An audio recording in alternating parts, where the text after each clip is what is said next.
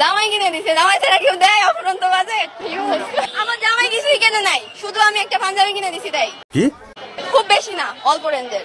আগে আমি কিনে নি, শেষ করে নি, তারপর দিছি তো, পাঞ্জাবি কিনে দিলাম, বললামই তো। এ তো যাই ভাই স্বামীরে কিছু না কিছু কিনে দিচ্ছে, আর এ স্বামীর টাকা নিয়ে খুশি আছে, বাট অনেকের তো স্বামীও লাগে না জিনিসপাতি কেনার জন্য। বলেন কি, আমি আমার নিজের টাকায় কোনো কিছুই কেনাকাটা করি না, আমি যাই কেনাকাটা করি আমার বয়ফ্রেন্ডের টাকায়। তা এখন বয়ফ্রেন্ড তো আমাদের একটা না, আল্লাহ, আমাদের বয়ফ্রেন্ড কিন্তু একটা না, আমার কিন্তু অনেক বয়ফ্রেন্ড।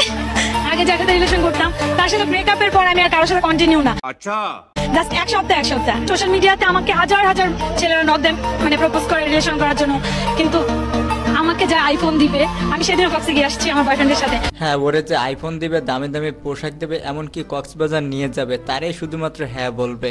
আমাকে আমার সাথে রিলেশন করতে গেলে পার ডে আমাকে আইফোন দিতে হবে, 16 প্রো ম্যাক্স দিতে হবে, তাহলে আমি রিলেশন করব। আর কন্টিনিউ এক সপ্তাহ, এর বেশি না। হ্যাঁ, পাবলিক তো এখন বোকা চন্দ্রবিন্দ্র হয়ে গেছে, তোর সঙ্গে প্রেম করার জন্য বসে আছে। যে রিলেশন করবে এক সপ্তাহ, সুটিয়ে লাল করে দেবো, নোংরামি বার করে দেবো। দোষ তো ভাই এর না, দোষ ওইসব পাবলিকের যারা এর সঙ্গে প্রেম প্রীতি করে, প্রতি মাসে আইফোন গিফট করে। ওরা যদি এর সঙ্গে রিলেশন না করতো তাহলে এরকম প্রকাশ্যে এসে উল্টাপাল্টা বলতে পারতো না। বাত তো সহি।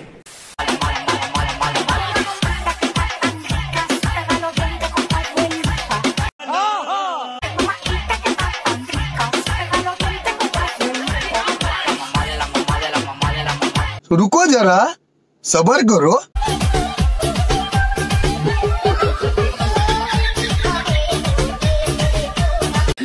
ओ भाई, मारो मुझे मारो, एकदम इन्होंने वक्त बदल दिया, जज्बात बदल दिए, जिंदगी बदल दी।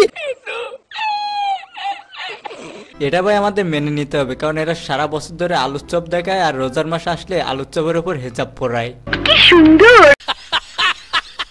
হ্যালো এভরিওয়ান, কি অবস্থা, সবাই কেমন আছেন? সবাই আশা করি সকলে অনেক ভালো আছেন। তো গাইস, আজকে আবারও নিয়ে চলে আসলাম রিসেন্টলি ভাইরাল হয় এমন কিছু ভিডিও ক্লিপ যেগুলো দেখলে আপনারা 100% মজা পাবেন। তাহলে দেরি কেন, চলুন শুরু করা যাক। 100% পাকা, 100% চ্যাম্পিয়ন মাল, চ্যাম্পিয়ন। এই মালের নাম Messi, Messi Messi Messi Messi. মধু মধু রসমালাই, মেসি মেসি। এইটা কোনো কথা? মেসি যেমন 10-15 লাখ লোক কাটায়, এই তরমুজের ভিতরে কাটাইতেছে, বসে বসে পাঞ্চা পাইতেছে। গাইস, এটা কি কোনো কথা? মেসি নাকি তরমুজের ভিতর বসে বসে পান চাবাইতেছে? আচ্ছা, মধু মধু মধু মধু মধু মধু মধু মধু রসমালাই। গাইস, আপনাদের কাছে একটাই প্রশ্ন, এই ভাইরাল কাকার কাছ থেকে কি আপনারা কেউ তরমুজ কিনছেন? কাকার তরমুজ কি আসলে মধু নাকি রসমালাই? অবশ্যই একটু কমেন্টে জানিয়ে যাবেন।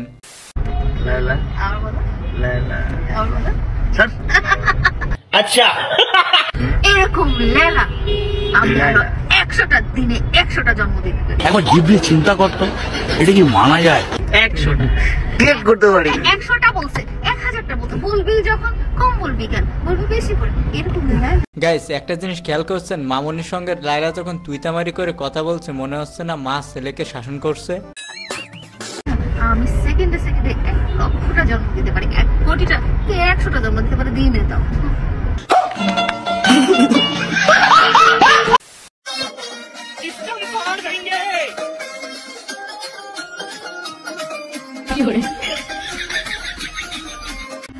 মানে এটা কোনো কথা?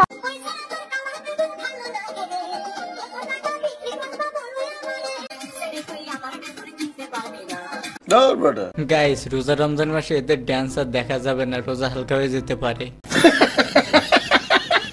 আমি বলবো যে জামাটা যে আমি পরতেছি এটার দামটা কিন্তু আমি মানুষকে বলে বেড়াবো না, মানুষটা আমার জামার হচ্ছে কোয়ালিটিটা দেখবে, আমি শালীন নাকি সেটা দেখবে। যদি আমার জামাটা মার্জিত হয়, তারপর যদি দেখতে সুন্দর হয়, এমনিতেই মানুষ আমাকে ভালো বলবে। এখন যদি আমি একটা বেশি দাম দিয়ে যদি একটা অস্থির ড্রেস কিনি, মানুষ কিন্তু বলবে না যে আমার জামাটা সুন্দর। মানুষ ছোট হলে কি হবে, ওর কথায় লজিক আছে। মেয়েদের কোন জিনিসটা বেশি মিষ্টি? মেয়েরা পুরাটাই মিষ্টি। হায় হায়।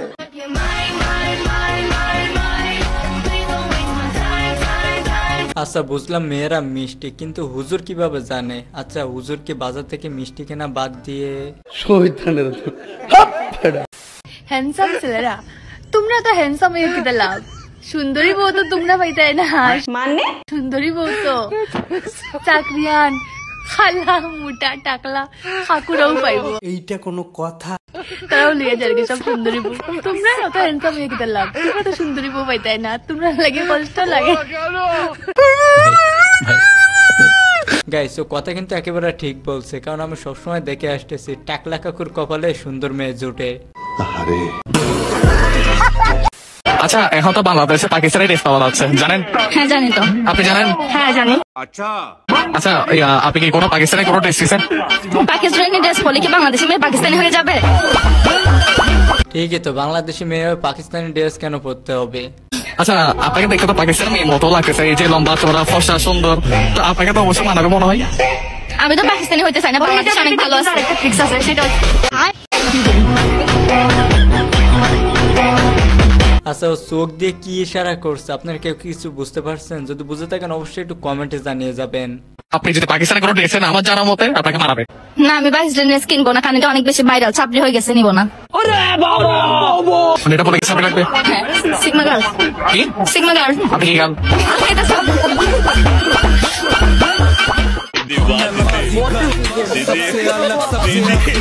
সুন্দরী মেয়েদেরকে কি বলতে হবে জানেন?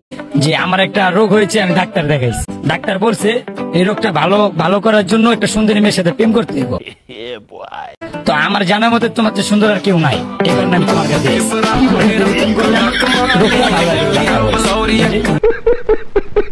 পড়ানো। এটা বললি মেয়েরা প্রেম করবে সবার সাথে করবে কিনা জানি না, কিন্তু আমি আমার কৈশোরে মেয়ে পড়াই। বন্ধু, প্রেম করার নিনজা টেকনিক শিখে রাখবো, ওই সাথে কাজে লাগতে পারে। আমার পেশ করছে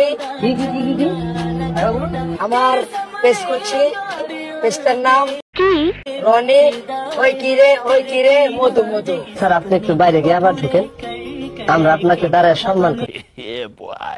আর ফেসবুক, এটি হলো ফেসবুকের আগে হলো রনে খান।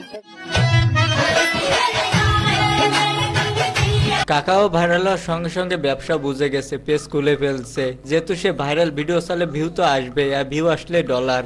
शाबाश बेटा, बहुत बढ़िया मुन्ना। কিছু হচ্ছে আমারটা আমি করি, এই কারণে এত বাজেট দেখা যায়, এত বাজেট না হয়ে উঠলেও দেখা যায় গায়ে লাগে, এত টাকা দিয়ে শপিং করবো, ব্যাপারটা কোনো রকম। আমার ইচ্ছার উপর ডিপেন্ড করে, আমার থাকলেই কেন শপিং করতে হবে, টোটালি হচ্ছে ডিপেন্ড করে আমার ইচ্ছার উপর। আমি কখনোই ট্রেন্ড ফলো করি, আমাদের কোনো বাজেট ইস্যু নাই, আর কি অল্পের মধ্যে যতটুকু পারি করা যায়। গাইস, বিষয়টা একটু অন্যরকম লাগছে তাই না? কারণ দেখেন না, ওদিকে যেসব মেয়েরা লাখ লাখ টাকার কথা বলতেছে, সেখানে এই মেয়ে কম টাকার কথা বলতেছে, বিষয়টা আসলে ভালো লাগছে। না ভাই, আমার ডিমান্ড খুবই কম, যেটা আমাকে স্যুট করে আমি সেটাই কিনবো।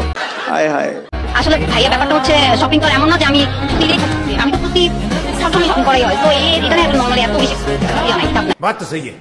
কেন এটার মধ্যে 3 লাখ টাকা শপিং করতে হবে, আমি এই জিনিসটা বুঝলাম না। অবশ্যই এটা বোঝা উচিত, কারণ হচ্ছে দেখা যায় ওনারা যদি একটা কথা বলে যে আমি 1 লাখ টাকা 2 লাখ টাকা শপিং করছি, আশেপাশে মানুষটা ইফেক্ট করে, তারও মনে হয় যে না ঠিক আছে আমিও 1 টাকা দিয়ে শপিং করি। জিনিসটা আসলে যার মধ্যে রাখা উচিত, যে আমি এত টাকা শপিং করছি এটা টোটালি আমার উপর। আসলে যে কয় টাকা শপিং করছে সেটা নিজের ভিতরে রাখা উচিত। আর ভাই, তারা নিজের ভিতর রাখবে কিভাবে? এই যে কিছু ফালতু ইউটিউবার বের হয়েছে না, এরা মানে যাকে বলছে তাকে ধরে বলতেছে তার ঈদের বাজেট কত। এমনকি হিন্দু মেয়েদের কাছে গিয়েও জিজ্ঞেস করছে, ভাই এটা কোনো কথা?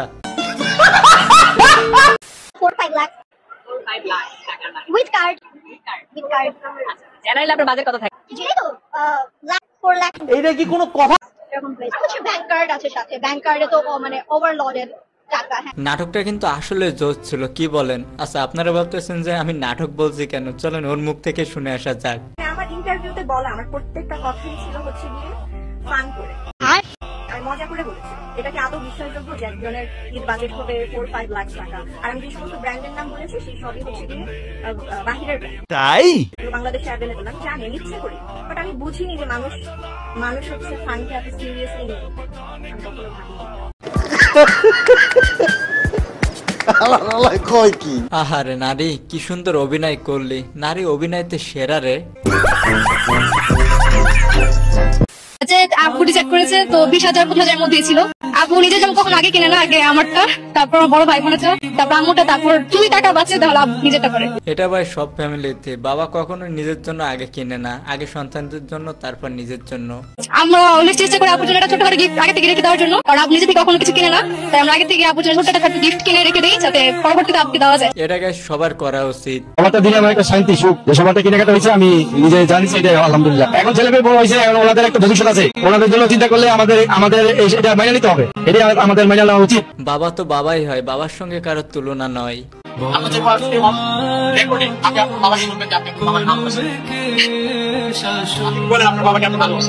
গাইস বিশ্বাস করেন এই ভিডিও ক্লিপটা দেখার পর আমার চোখের পানি আমি ধরে রাখতে পারি নাই। তুমি আমার বেঁচে থাকার কারণ। আমরা অনেকে আছি যারা বাবা মার সঙ্গে খারাপ ব্যবহার করি। ভাই বাবা মা থাকতে মূল্য দেন, হারিয়ে ফেললে সারা জীবন কান্না করেও খুঁজে পাবেন না। জানি না কতটা বাধা তুমি একা সয়েছো, বুঝতে দাওনি কিছু। ইয়েস আজ আমি হয়েছি বড়,